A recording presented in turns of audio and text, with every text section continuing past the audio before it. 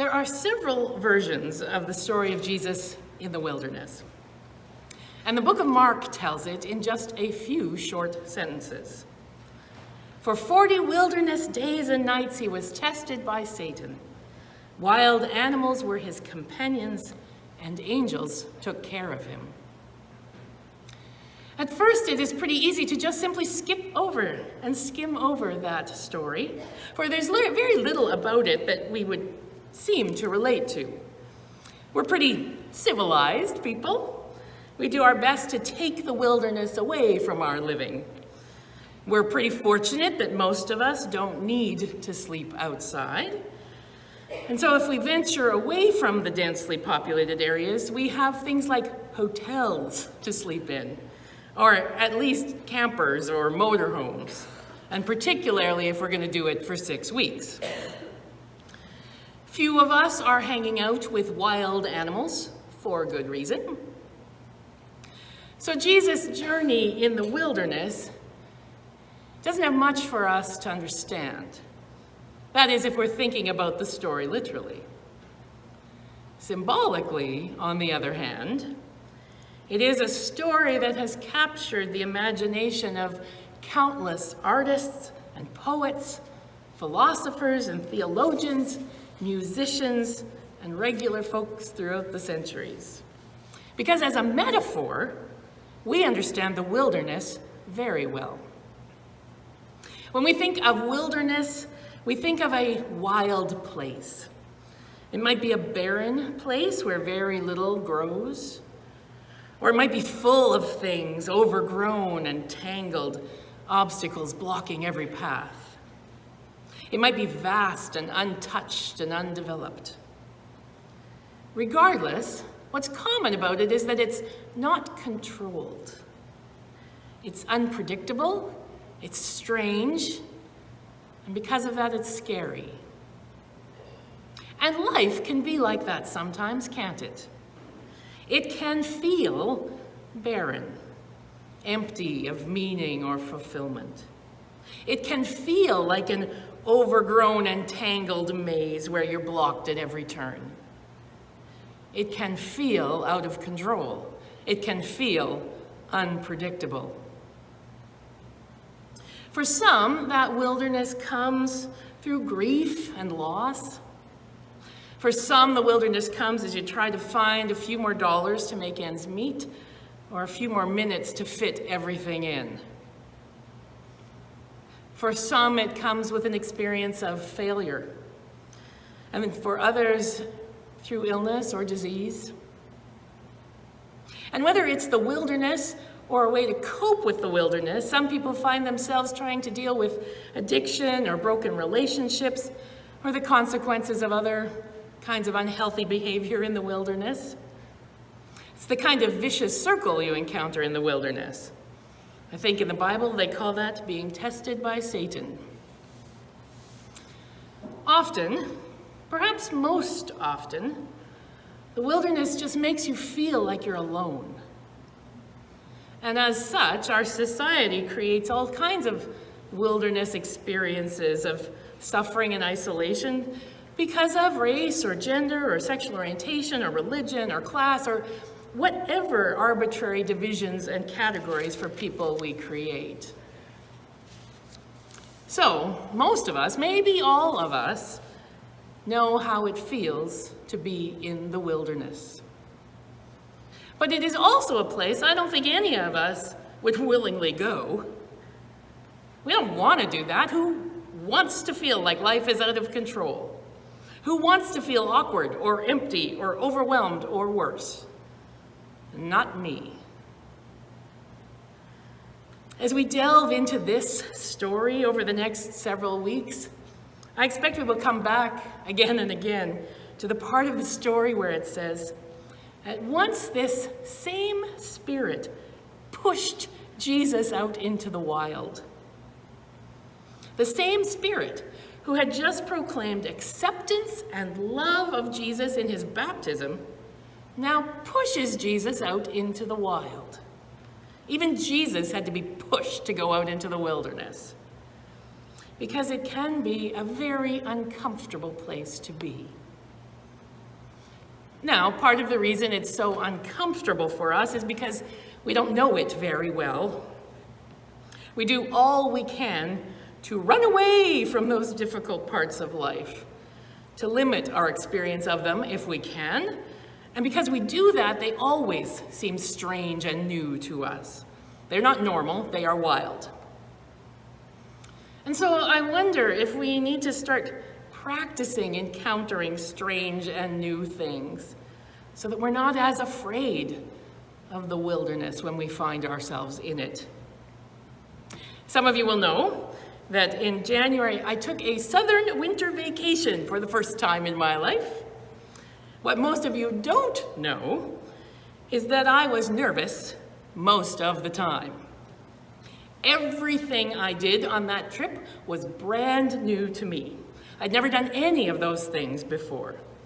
And so I felt awkward and uncertain about something most of the days I was away. Now, those of you who have taken a cruise before will be thinking, well, that's odd. What is there to be afraid of? Really, there is nothing to be afraid of. There was nothing to be afraid of, but it was all new to me. And that was the scary part. When you don't have the confidence of having done it before or seen it before. And if we practice being in situations where we don't know exactly how things work or what happens, I think it gets easier. I have no doubt that it was very good for me to do many, many things I had never done before. I don't want to get out of practice of experiencing new things, because that's when I might start refusing to do anything new. Because that can happen, can't it? When people start to erect walls of security around themselves to keep themselves safe and can't venture out beyond them. I think the fact that I was as anxious as I was about my new adventures and the things I was experiencing is evidence enough that I need to practice venturing out into the unknown more often.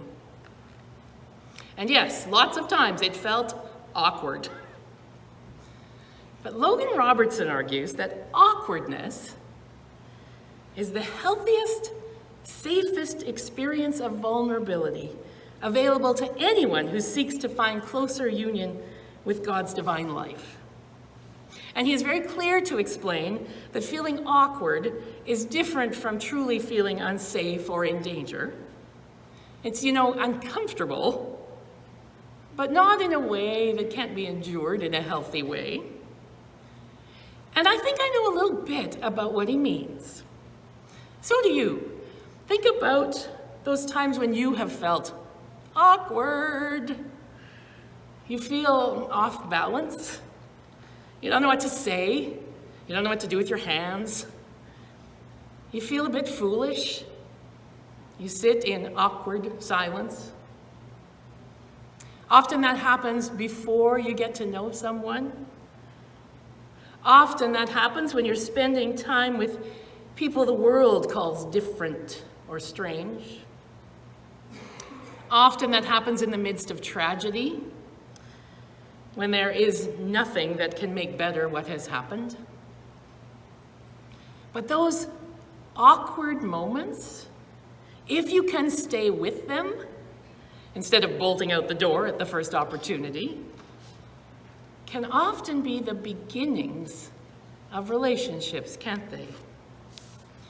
They can create a humility in us and an empathy that opens us to other experiences. They can be the beginnings of truly honest encounters, where there's no need for masks or putting on appearances because you've already shared the awkward space together. So then it's okay to admit you're finding this very, very hard. Franciscan priest and author Richard Rohr notes that in a Navajo rug, there's always an imperfection woven right into the corner. And interestingly enough, it's where the spirit moves in and out of the rug. Now, it does take courage to spend time in the wilderness, Perspectives get changed, pretenses get dropped, usual coping strategies don't always work. And all of that is scary. But the Spirit is there. It's where the Spirit moves in and out. The Spirit is there. We feel like we are alone, so we assume we are. But even as this shortest version of the Jesus story makes clear, along with the tempter, wild animals were his companions and angels took care of him. God's presence was there pushing him, but looking after him. And so too with us. The Spirit is there, helping us to discover new things, helping us remember what's important, helping us find our way and find God's way. Now, not automatically, of course. Jesus had choices in the wilderness, and so do we. As Rob Bell notes in his book about encountering suffering, we will become bitter or better, closed or open, more ignorant or more aware. We will become more or less tuned into the thousands upon thousands of gifts we're surrounded with every single moment of every single day. That's the invitation of the wilderness. But the first step, I think, at least for me, is to not run away from the wilderness. Not to do whatever I possibly can to erase or deny or cover up or try to control the uncontrollable wilderness of living. To simply acknowledge the wildness, the wilderness, the chaos I am experiencing day by day as I follow the news or pay my bills or try to manage my expectations, my workload, and my life, to deal with the layers of dust, to respond to unexpected information, or say goodbye to a friend who has died, or whatever is going to greet me around the corner this week.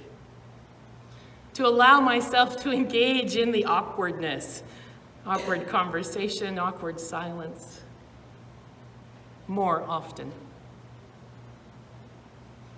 Perhaps you will join me in this quest. I have no idea where it will lead, but I trust that the Spirit will be there if we look. Amen.